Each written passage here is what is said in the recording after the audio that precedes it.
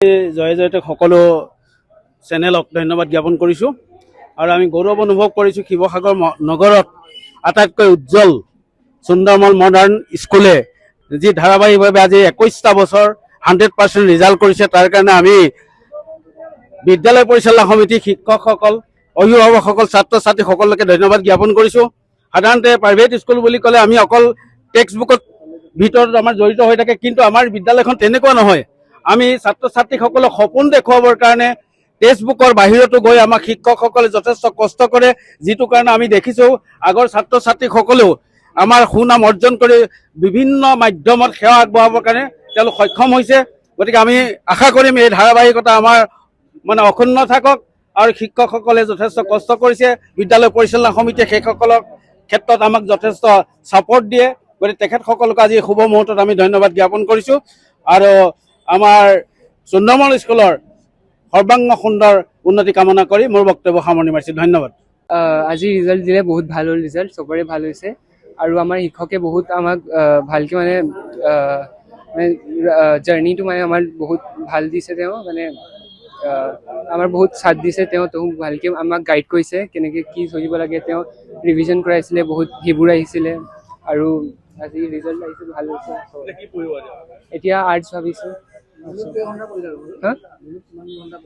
দিনত 11টা পৰা বহোঁ, ষ্টাৰ্ট কৰোঁ। 11টা বা 12টা 1টালৈকে ষ্টাৰ্ট কৰোঁ। তাৰপিছত এঘণ্টা ভাত চাত খাওঁ। তাৰপিছত 1টা বজাৰ পৰা 5টা 6টা বজালৈকে চাহ পানী খাই পিনি তাৰপিছত 7টা পৰা বহি দিওঁ 9টালৈকে। তাৰপিছত ৰাতি অকণমান পঢ়ি দিওঁ। ক্ৰেডিটটো মা বাপেকক দিম, টিচাৰ মেইনলিটো স্কুলক দিম। মই ইমান ভাল টিচাৰ্ছ আছে আমাৰ ইয়াত, চবে ভালকৈ গাইড কৰিছে আমাক। পাৰ্চেণ্টেজ মই 80.16% পাইছোঁ। ভাবিছিলোঁ সেইটো তেনেকৈ ভালেই পাইছোঁ, যিমান পাইছোঁ ভালে পাইছোঁ।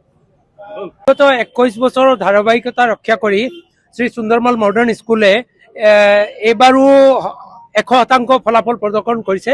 আমাৰ বিদ্যালয়ৰ 68জন ছাত্ৰ ছাত্ৰীয়ে এইবাৰ অৱতীৰ্ণ হৈছিলে হাইস্কুল শিক্ষান্ত পৰীক্ষাত। তাৰে 11জনে ডিষ্টিংশ্যন পাইছে, 16জনে ষ্টাৰ মাৰ্কছ পাইছে আৰু প্ৰথম বিভাগত 66জনে প্ৰথম বিভাগত উত্তীৰ্ণ হৈছে আৰু 2জনে দ্বিতীয় স্থানত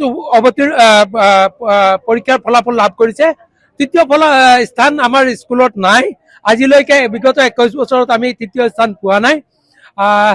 এই যিটোখন বিদ্যালয় আছে 1933 চনতে প্ৰতিষ্ঠা হোৱা শ্ৰী মাৰোৱাৰী পঞ্চায়ত জনদাতব্য সমিতিয়ে আৰম্ভ কৰিছিলে, আজিলৈকে অব্যাহত আছে।